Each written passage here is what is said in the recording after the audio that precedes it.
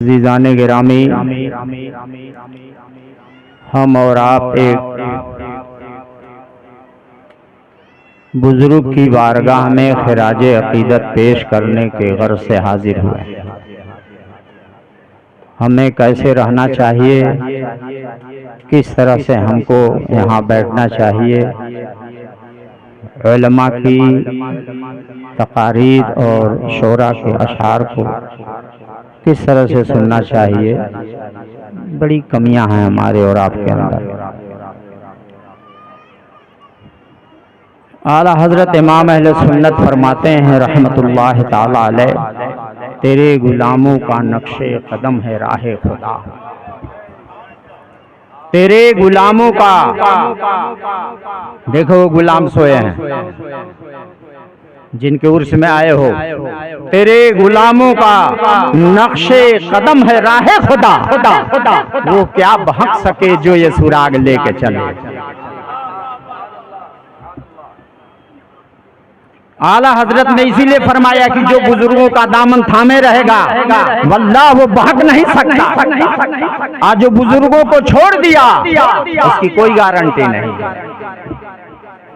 अब आइए हुजूर सूफी मिल्लत रहमतुल्लाह ताला अलैह की जिंदगी कैसी जिंदगी थी, मैं खुद देखी हुई, साथ मैं रहा हूँ और जो जहाँ गया हूँ उसकी कुछ चीजें आपके सामने मैं सुना रहा हूँ। बिल्कुल आंख और साथ रही हुई बात, इसमें कोई मुबालगा नहीं है, न किसी से सुनी हुई बात है, खुद मैं साथ रहा हूं वो बता रहा हूं। अब आइए देखिए वली होने के लिए क्या चाहिए, वली होने के लिए किन किन चीजों की जरूरत है। नंबर 1, वली होने के लिए कुरान ने फरमाया इन्नल्लज़ीना आमनू व आमिलुस्सालिहात उलाइका हुम खैरुल बरिया। बेशक वो जो ईमान लाए और नेक अमल किए वही मखलूक में बेहतर हैं। इस आयत की रोशनी में वल्लाह सूफी मिल्लत की बिल्कुल जिंदगी इसकी मिस्बाक है। मैं गवाही देता हूँ आप कैसे आलिम और कैसे फकीर थे, कैसे अल्लाह वाले थे और कैसे पीर थे, ढूंढोगे मिलेगा, ढूंढोगे मिलेगा नहीं। मैं खुद बता रहा हूँ कि वो कैसे पीर थे। नंबर 2 ले लो, वली होने के लिए कुरान ने खुद फरमाया कि अला इन्न औलिया अल्लाह ला खौफुन अलैहिम वला हुम यहज़नून। वल्लाह कसम खुदा की हुजूर सूफी मिल्लत की जिंदगी इसकी मिसाल। खौफ नाम की चीज नहीं, बिल्कुल। मैं तो मुनाजरे में कई बार हजरत के साथ था, हजरत बेखौफ रहा करते, फरमाते थे मुफ्ती साहब डरने की जरूरत नहीं है। मुझको कहते थे डरने की जरूरत नहीं है, मुखालिफ गोली चलाएगा तो बैठ के सीने पे ये कहते थे, वल्लाह कहते थे कि मेरे सीने पे चलाएगा, मुफ्ती साहब आप मेरे पीछे रहिए। कौन इस तरह से हौसला अफजाई करेगा। और चौशा जो सुने होंगे उस मुनाजरे में जो कैफियत थी, बस ये हजरत की एक करामत है कि बगैर मार खाए या बगैर कुछ हुए हम लोग ये हजरत की करामत ही थी। अब आओ जरा देखो तीसरी चीज वली होने के लिए ईमान शर्त है। नंबर 1 ईमान शर्त, नंबर 2 तकवा। कुरान ने फरमाया इन औलियाहु इल्लल मुत्तकून। नहीं है कौन अल्लाह के दोस्त मगर कौन लोग हैं, वही है जो साहिब तकवा। और तकवा से पहले ईमान, सूफी मिल्लत का ईमान इतना मजबूत था, यही तो बातें फरमाया करते थे, डरने की जरूरत नहीं है, अल्लाह मुहाफिज है। फरमाया करते थे। अब आओ अमल क्या है, पहले चीज मैं बता दूं, वली 3 तरह के होते हैं। अल्लाह के वली 3 तरह के। नंबर 1 वली वो होता है जिसको लोग भी जानते हैं कि ये अल्लाह का वली है और वो खुद जानता है कि मैं अल्लाह का वली हूं। नंबर 2, एक वली वो होता है जो अल्लाह का वली होता है, वो जानता खुद है कि मैं अल्लाह का वली हूँ, लेकिन आवाम नहीं जानता। नंबर 3, एक अल्लाह का वो वली है जो अल्लाह का वली तो होता है लेकिन उसको भी खबर नहीं है कि मैं अल्लाह का वली हूँ, लोग भी नहीं जानते हैं, लेकिन अल्लाह जानता है कि मेरा वली है। अब हुजूर सूफिया मिल्लत की जिंदगी इन तीनों में से किसमें है? लोग भी जान रहे हैं कि अल्लाह का वली, वो खुद जान रहा है कि मैं अल्लाह का वली। नंबर 2, वो जो अल्लाह का वली है वो जान रहा है लेकिन लोग नहीं जान रहे हैं। तीसरा वो जिसको न वो खुद जान रहा है न लोग जान रहे हैं, लेकिन वो है अल्लाह का वली। अब आइए जरा देखिए, वली होने के लिए मैंने आपको पहले ही बताया, कुरान ने कहा वली होने के लिए ईमान और तकवा, ये 2 चीजें जरूरी हैं। अब आइए हुजूर सूफिया मिल्लत रहमतुल्लाह ताला अलैह के साथ उनके अंदर क्या क्या खूबियां थी। पीर के लिए बुजुर्गों ने फरमाया है, ये मैं नहीं फरमा रहा हूँ, बुजुर्गों ने कहा है पीर के लिए तमा नहीं, जमा नहीं, तमा नहीं, जमा नहीं, तमा मतलब लालच नहीं और जमा नहीं, दौलत जमा न करना। बताओ सूफिया मिल्लत की जिंदगी ऐसी थी कि नहीं? बोलो या तमा नहीं, जमा नहीं, ये वली होने के लिए शर्त है, ये भी है। तो वली होने के लिए तमा नहीं, जमा नहीं। तमा तो ये था मेरा कि मुनाफिक कहीं भी जाते, कोई माई का लाल बता सकता है कि हुजूर सूफिया मिल्लत कभी गए प्रोग्राम लिए तो कभी तय किया? कोई मिसाल पेश करे तो मैं 1 लाख का चैलेंज करता हूँ, 1 लाख का चैलेंज करता हूँ कि कभी हुजूर सूफिया मिल्लत ने कभी कोई मांग रखी? कई जगह तो मैं खुद गया हूँ, जब हजरत की सेहत ठीक थी तो हम लोग गए। अब उस जगह भी याद है, सब 20-25 साल मेरी दाढ़ी काली थी उस वक्त की बात मैं बता रहा हूँ कि हजरत चल रहे हैं, पहुँचते हम लोग सफर में वैसे ही उतर गए। मगरिब बाद हुजूर मुफ्ती साहब किबला, मगरिब बाद अब वहाँ कोई सवारी नहीं, कैसे चले हम? हजरत ने कहा ए मुफ्ती साहब चला जाए, ये सुनिए चला जाए। मैं समझा कि हो सकता है 2-4 मतलब 10 कदम कुछ देर कुछ होगा, चला जाए। मगरिब बाद अंधेरा होने लगा। अब चलते मेरे जैसा जवान उस वक्त में था, मेरे जैसा आदमी सही में लेकिन वाह सूफिया मिल्लत चलते चले जा रहे हैं। अजी वहाँ हम लोग 9:30 बजे पहुँचे पैदल चल करके। एक जगह तो खुद पानी था, कीचड़ टाइप, और हम लोगों के पास न टार्च है न मोबाइल है। अब चले तो अंधेरा, हजरत एक जगह फिसले और कीचड़, तो हजरत भी जमीन पे आए, मैं भी फिसल के जमीन पे आया। उसके बाद उठे, कहा हो मुफ्ती साहब चोट ना न लगा? मैंने कहा अरे हजरत आपको, अरे चला ये सब होता रहता है, चोट का लगा? उठे फिर चल दिए, जबकि मैंने देखा कि इसमें सब कीचड़ और चोट जरूर लगी रही, दिखाए नहीं। इसमें भी मैं गिरा तो मुझको भी। बोलो तलाशो क्या ऐसा पीर मिलेगा इस जमाने में? जो पैदल चल रहा है, फिसल के गिर रहा है, अपने साथ एक मुफ्ती को भी लेके चल रहा है, वो भी मुफ्ती भी गिर रहा है। लेकिन अल्हम्दुलिल्लाह मुझको भी कोई गम नहीं, हजरत के साथ रहने में मस्ती आती। बुजुर्गों की याद ताज़ा होती थी। हक फरमाया आला हज़रत ने, तेरे गुलामों का नक्शे कदम है राहे खुदा, वो क्या भाग सके जो ये सुराग लेके। फरमाया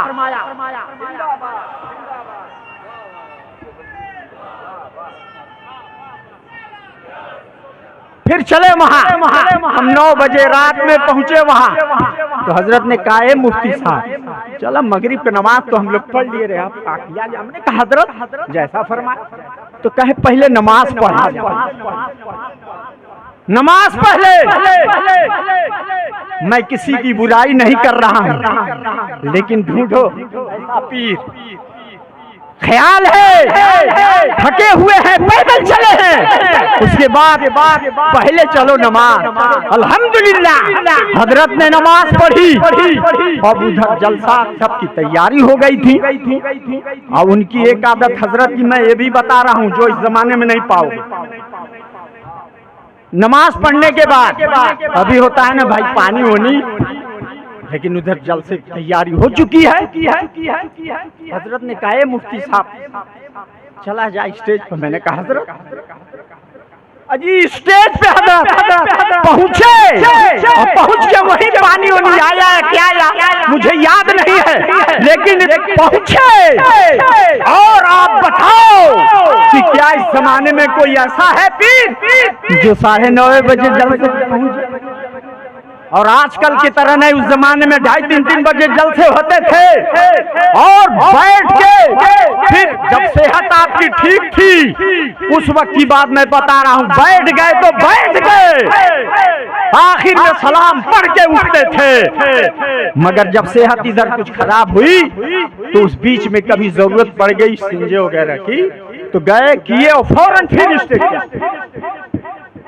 एक मर्तबा नारायणापुर का वाकया है। नारायणापुर सुने हैं ना, गाजीपुर, हाँ वही का मामला। हजरत पहुंचे और उससे मुफ्ती शरीफ शारे बुखारी भी मदऊद थे, दुर्मुफ्ती शरीफुल हक साहब वो भी थे।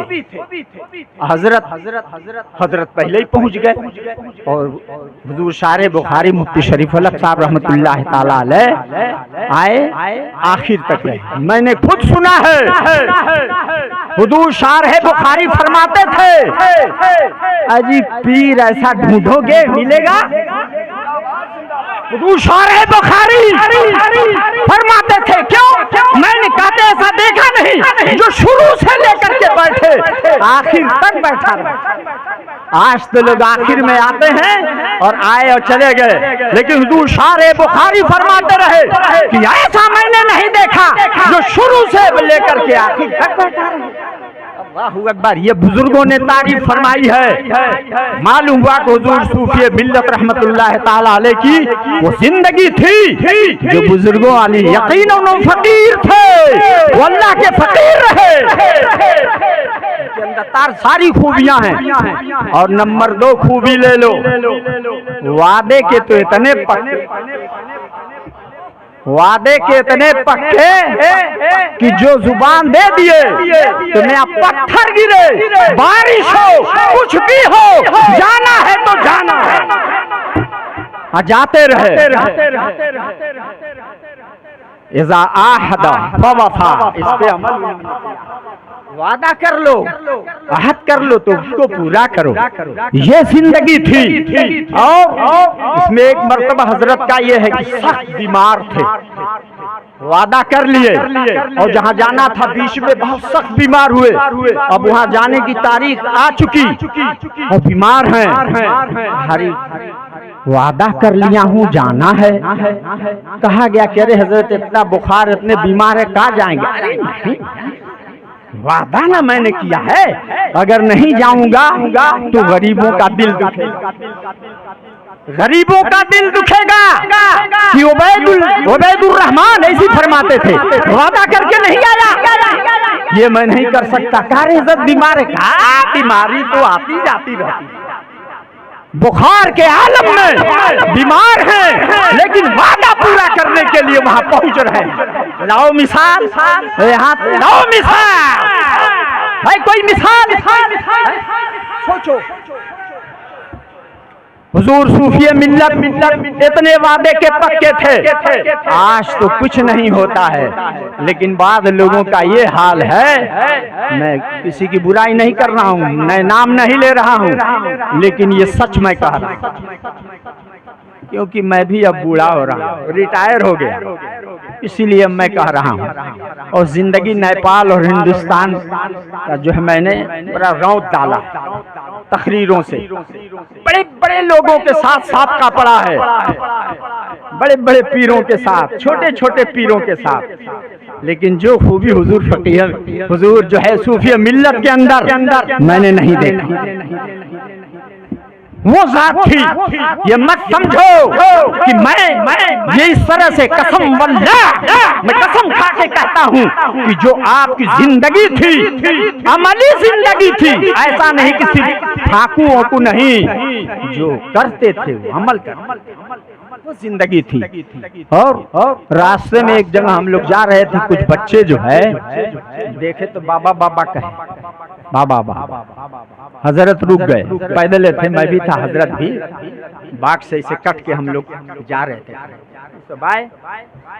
और ये नहीं कि आपके गाजीपुर का, दूसरी जगह को वाकया है, गाजीपुर जिले की बात मैं नहीं बता रहा हूँ, नहीं कहाँ कैसे बच्चे थे। उसके बाद हाँ बाबा बाबा, तो हजरत रुके का बाबा बाबा कुछ चाहत हो का, हाँ बाबा कुछ खाए के। अब जल लड़के रहे, जेब में हाथ डाले और डाल करके उसमें बड़ा बच्चा जो होशियार रहा कहे देख बेईमानी मत करिए, बेईमानी मत करिए, सबहन के बराबर सब बच्चन के हिले, सबहन के दे के खिला देना। जी सरकार गौसे पाक फरमाते हैं रहमतुल्लाह ताला अलैह, मखलूके खुदा को खिलाना ये मेरे नजदीक बहुत पसंद है, गौसे आजम ने फरमाया है। और सरकार गरीब नवाज की जिंदगी थी, सिलसिले चिश्तिया के वो बुजुर्ग सूफी मिल्लत के अंदर यह भी खूबी थी कि वो खिलाया। तो अल्लाह का वली जब जिंदा रहता है तब भी मखलूके खुदा को खिलाता है, और दुनिया से जाने के बाद भी खिलाता है। देखते नहीं आस्थानों पर जिंदा रहते हैं तब भी अता करते हैं, और दुनिया से चले गए तब भी आस्थाने पे फकीर जीते हैं। जिंदगी है सूफी मिल्लत रहमतुल्लाह ताला अलैह। अब आओ अमल की बात। आज तो है सब कुछ दुनिया भर का आप लोग टिमटिमा करे हो ना, ऐसा मैंने खुद देखा है। हजरत ऐसे बैठे रहते थे, उस जमाने में कुछ था मामला ऐसे, तो कहती का टिक टाक करत हो, टिक टाक का वल्लाह ऐसी टिक टाक कितना कस के डांटते थे। तो मैं अपना बस कह ही रहा हूँ कि ये सब हुजूर सूफी मिल्लत के ख्याल से यकीनन ये मिलता जुलता ये अमल नहीं। हजरत इससे बहुत ही चिढ़ते थे और नाराज होते थे, बिल्कुल टिक टाक। और पांचवी खूबी हजरत की मैं बता रहा हूँ, मिंबरे रसूल पे आ जाते, कोई मिंबरे रसूल पे आता, जबकि सुभान अल्लाह आपकी जात क्या जात है, आता सबसे पहले खड़े हो आलिम दीना रहे तादीम करो। अगर कोई नहीं खड़ा होता इतना डांटते, मजमे ही को नहीं अवाम को खड़े हो, अवाम इनको जलसे वाले खड़े हो, आलिम दीना रहे डांट के खड़ा करवा देते, तादीम करो, तुम नहीं करोगे तो कौन करेगा। ऐसी कहीं खूबी पाओगे? अब तो सब चाहते हैं इल्ला माशाअल्लाह कि सब हम रही तारीफ करें। हजरत खुद खड़े होते थे, उलेमा की इज्जत करते थे और लोगों से कहते कि खड़े हो जाओ, इज्जत करो। वाह रे सूफी मिल्लत, कुर्बान जा आपकी जिंदगी पर। अल्लाह अल्लाह कैसी आपकी जिंदगी थी। और जब नसीहत फरमाते थे तो आपके जुमले बुजुर्गों से मिलते जुलते वो जुमले होते थे, लेकिन अकीदे और मसलक में बड़े टाइट थे। मसलक और अकीदे में बहुत सख्त थे और अमल में भी अल्हम्दुलिल्लाह। मैं खुद यहाँ धावा शरीफ के वाकया सुना रहा हूँ, मैं खुद आया था। अब इधर ही कोई बहुत मामला था, मामला का मतलब कुछ हो रहा था, तो इधर इसी साइड में कहीं हजरत बैठे थे तन्हा। और वो पुआल जानते हो, पुआल ना, पुआल जिसको धान का पोरा कहते हैं ना, वो बिछा था। ठंडक भी कुछ थी ऊपर से ऐसे। हजरत चुपचाप वहीं बैठे थे। मैं आया तो मैं हजरत कहाँ है, मालूम हुआ कि वहाँ है। मैं वहीं बैठा, पूरी रात वैसे बैठे रहे, अलग थलग। तो वो जब मैंने देखा, कहा कि ये अल्लाह का वली लोगों से दूर कितना रहता है, क्यों ना रहे। उनकी जिंदगी ये बता रही है कि जहां अगर ऐसा मामला हो कि कुछ हमारी जात पे असर हो तो अलग हो जाए। ये था मामला। तो हजरत की जिंदगी अल्हम्दुलिल्लाह वो जिंदगी थी जो आपको और हमको सबके लिए एक जो है नमूना।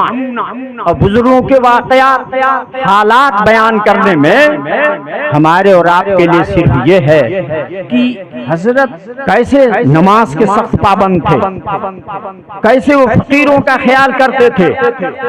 यही एक मरतबा मैं आया, वैसे तो ये जो हजरत के घर के बगल में सब मैदान था, इधर ऐसे तो कहे मुफ्ती साहब देखा तो हमारे भैंस, हम कहे हजरत भैंस, तो अब दूध दुहाए तो कहे हजरत दूध, करे सब ले जाते हैं। मैंने मखलूक खुदा को कुछ दूध मिल जाता है दे दें। हजरत के घर दूध ही नहीं, वही तो हुआ, दूध ही नहीं। अब भैंस रखे हैं दूध, तो मैं टोक दिया। थोड़ा मुँह लग्गू भी था, मोहब्बत करते थे। मैंने कहे हजरत की भैंस पाले से क्या फायदा जब एक दूध हुए ना। ऐ मुफ्ती साहब नहीं जाना था, मखलूक खुदा की खिदमत करनी। मुझको याद आया कि खुद भूखे रहो न खाओ, लेकिन अल्लाह के मखलूक को खिलाते। ये जिंदगी थी, मैंने खुद देखा, खुद आया बैठा था। तो बोलो भैंस का दूध जो है दूसरे को दे दें। आया कोई चाय खाती बीमार है, ये दे देते। अल्लाह अल्लाह, लाओ जरा भैंस पाले तू। अरे मैं मलाई खाएगा कि कोई दूसरे को दूध देगा। सब अपना पहले पेट भरा। तो हजरत के तमा नहीं, जमा नहीं, तमा कोई नहीं, किसी भी जलसे में कभी कोई मांग नहीं, जमा नहीं। हजरत दुनिया से गए थे तो क्या उनके पास था? एकदम छोटे थे साहिब सज्जादा, और दामादे सूफी मिल्लत भी उस वक्त इनका कोई खास नहीं रहा होगा।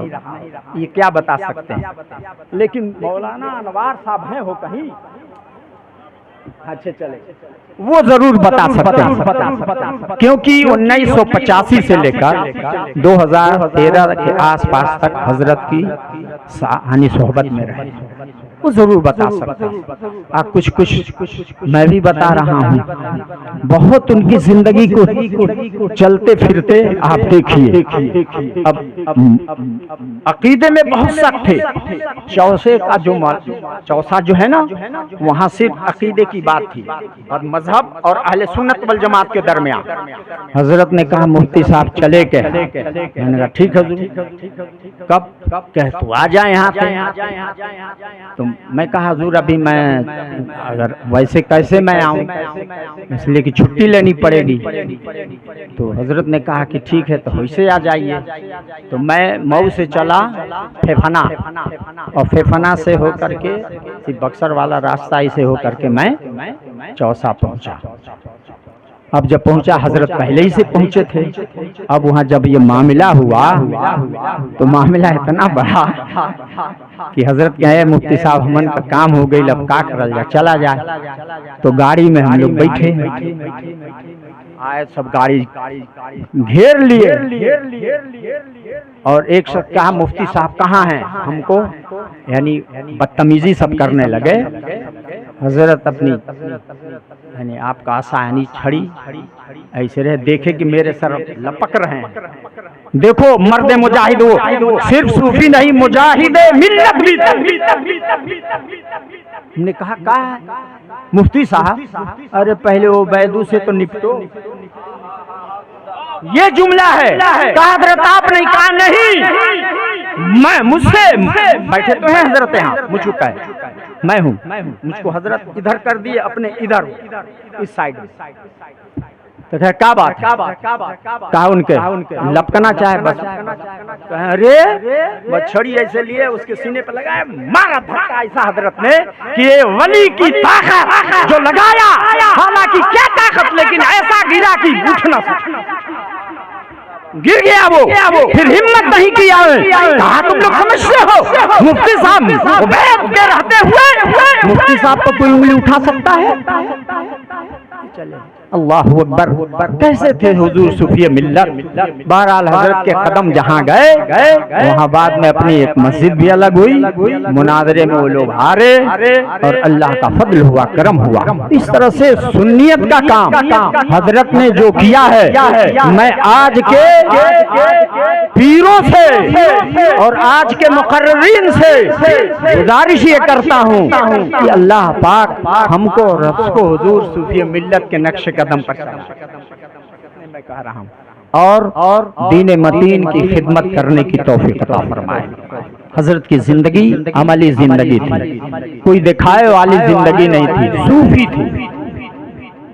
मन तबादा फरफ़हुल्लाह, जो अल्लाह के लिए सारी इख्तियार करता है अल्लाह उसे तलब करता है। वो जिंदगी आपके अंदर कोई दिखावा ये नहीं इस तरह की लोग मुझे माने, अजी सादा अंदाज, वो टोपी सादी टोपी और वैसे ही पहने तहबन चल दिए चले जा रहे हैं। कोई देखता नया आदमी तो कुछ समझता नहीं कि पीर साहब है कि कौन साहब है, लेकिन वाह, लेकिन मैं मुझसे कहते थे कि मैं वैसे सादे अंदाज में मैं रहता था, मैं भी वैसे कुर्ता टोपी, लेकिन हजरत ने कहा मुफ्ती साहब देखा जब स्टेज पे जाया कीजिए तो कम से कम साफा और कुछ और रख लिया। मैं कहे हजरत ही कहा है, कहे नहीं जाना तो मुफ्ती साहब, आपकी शान ये है कि स्टेज पे जाएं तो कम से कम साफा बांध लें। तो हजरत ने मुझे सिखाया, उसके बाद से मैं अल्हम्दुलिल्लाह बांधने लगा और हजरत की बातों पर अमल करते हुए छोटा जलसा है या कुछ नहीं तो साफा जरूर बांध लेता हूँ। हजरत की बात याद आ जाती है, ये आपकी शान है, आप जरूर बांध के जाया करें। अब मैं आप लोगों से बस यही कहता हूँ कि सूफी मिल्लत की जिंदगी गाजीपुर के रहने वालों मुरीदों या जो चाहने वाले हो हुजूर सूफी मिल्लत के, आप लोगों से बस यही गुजारिश करता हूँ, आप लोग मसलक में सख्त रहिए जैसे हजरत थे। पीर उसी मुरीद से खुश होगा जो मुरीद अपने पीर की बताई हुई बातों पे अमल करता है। आज तो मैं देखा हुजूर मुफ्ती साहब कुल्ला कि ये भीड़ का है, लंगर खाने में जाइए तो आप उधर से आ नहीं पाएंगे, ऐसे में घूम के आए, ये बात है। लेकिन बहरहाल ये हजरत का करम है कि भाई जो जिस नियत से आ रहा है, खाने के नियत से आया तो खैबे करेगा, पैबे करेगा, आज जो सवाब के लिए आया है तो भी पैबे करेगा, पाएगा। अल्लाह ताला हमको और आपको सबको हुजूर सूफी मिल्लत के नक्श कदम पर चलने की तौफीक अता फरमाए। अस्सलामु अलैकुम रहमतुल्लाहि व बरकातहू।